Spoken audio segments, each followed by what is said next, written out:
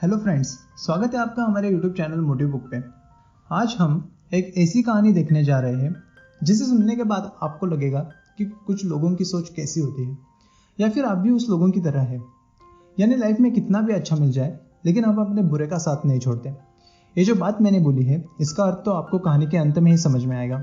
लेकिन कहानी शुरू करने से पहले अगर आपने इस चैनल को अब तक सब्सक्राइब नहीं किया तो इसे पहले सब्सक्राइब कर दीजिए और बेल आइकन को दबाकर नोटिफिकेशन ऑन कर दीजिए। अब आपका ज़्यादा वक्त ना लेते हुए चलो इस कहानी को शुरू करते हैं। दोस्तों, एक समय की बात है, एक बहुत बड़ा राज्य था और उस राज्य में एक राजा था जिसका नाम आदित्यनाथ था। उस राज्य में काफ़ी खुशहाली थी। लोग एक दूसरे को मदद करते थे, एक दूसरे के प्रति अच्छा भाव रखते थे। एक दिन राजा आदित्यनाथ बहुत खुश था और अपनी खुशी को जाहिर करने के लिए उसने सोचा क्यों ना आज राज्य में भ्रमण किया जाए। राजा आदित्यनाथ अब महल से निकल रहा था। निकलते वक्त उसने अपने कुछ सिपाहियों को अपने साथ ले लिया और राजा ने सिपाहियों के पास कुछ सोने के सिक्के संभालने के लिए दिए। रास्ते में जाते जाते राजा लोगों की सुनवाई कर रहा था और उनको उनकी समस्या का समाधान बता रहा था। राजा जनता को उपहार दे रहा था सोने के सिक्कों के रूप में और इसलिए जनता भी बहुत खुश थी। देखते देखते काफी समय बीत चुका। राजा और उसके सिपाही आगे बढ़ रहे थे। राजा आगे निकलने लगा कि अचानक उसकी नजर एक भिखारी पर पड़ी। वो भिखारी बहुत उदास बैठा हुआ था। राजा को रहा नहीं गया और उसने उस भिखारी को बुलाया और उसका हालचाल पूछा। तब उस भिखारी ने राजा को अपनी पूरी दुखद कहानी सुनाई। भिखारी की सारी बात सुनकर राजा को उसकी बड़ी दया आई। राजा ने सैनिकों को आदेश दिया कि तुम एक सोने का सिक्का इसे भी दे दो। सैनिकों ने उसे सोने का सिक्का दे दिया। भिखारी जैसे ही थोड़ा आगे पहुंचा तो बगल में एक नाला था और भिखारी का सोने का सिक्का उस नाले में गिर गया। अब ऐसा होने से भिखारी बहुत परेशान हो गया क्योंकि बड़ी मुश्किल से उसको एक सोने का सिक्का मिला था। भिखारी उस सोने के सिक्के को ढूंढने के लिए मेहनत करने लगा। काफी देर से वो मेहनत कर रहा था। यह सब दृश्य राजा दूर से ही देख रहा था।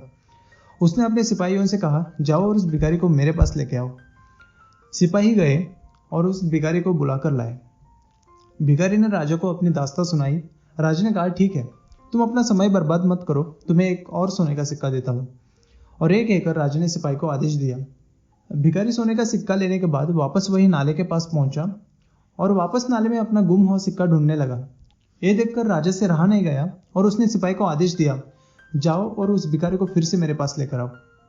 ये सुनकर सिपाही दौड़ते हुए भिखारी के पास गए और उसे राजा के पास लेकर आए। एक बार राजा ने वापस प्रयास किया कि भिखारी सोने का सिक्का ना ढूंढे और उसको एक और सिक्का दिया गया, यानी कि टोटल 3 सिक्के भिखारी को दिए गए। अब भिखारी के पास 2 सिक्के थे। एक सिक्का तो उसने गवा दिया और 2 उसके हाथ में थे। लेकिन 2 सिक्के पास होने के बाद भी उसका पूरा ध्यान उस गुम हुए सिक्के पर था। वो फिर से नाले के पास गया और सिक्का ढूंढने लगा। भिखारी की यह हालत देखकर राजा को एक सीख मिली जो कि मैं आपको आगे बताने वाला हूँ। दोस्तों, आज ये कहानी बताने का कारण यह है कि आपको जिंदगी में बहुत कुछ अच्छा मिल रहा है, फिर भी आपके साथ जो बुरा हुआ है, आपका पूरा ध्यान, पूरा समय उसी पे अटका हुआ है। आप अपना पूरा ध्यान उस एक निगेटिव चीज पर लगा रहे हैं जो आपको सिर्फ और सिर्फ तकलीफ ही देगा। ठीक है, आपके साथ कुछ बुरा हुआ, लेकिन आपके साथ जो वाकई में अच्छी चीजें हो रही है, आप उन पर क्यों ध्यान नहीं दे रहे? हमारे जीवन में काफी सारी अच्छी यादें होती है, अच्छी चीजें होती है, मगर हम उस एक नेगेटिव पल को सोचकर हमारा प्रेजेंट मोमेंट खराब कर देते हैं। किसी ने खूब कहा है, एक 5 मिनट के नेगेटिव मोमेंट की वजह से मैं अपने पूरे 24 घंटे क्यों बर्बाद करूं? सही बात है दोस्तों, ये सोचने वाली चीज है। एक छोटी घटना के कारण हम अपना पूरा दिन बर्बाद क्यों करें? यह समय या आज का दिन हमारी लाइफ में एक बार आता है, तो उसे हम कैसे जिए ये अपने आप पर निर्भर करता है। मेरा इस मोटिवेशनल स्टोरी को आपके पास पहुंचाने का मकसद ही यही था कि हमें यह चीज समझ में आ जाए कि हम अपना समय बर्बाद ना करें। तो दोस्तों, आज के लिए इतना ही। मुझे कमेंट करके जरूर बताएं कि आपको ये कहानी कैसी लगी।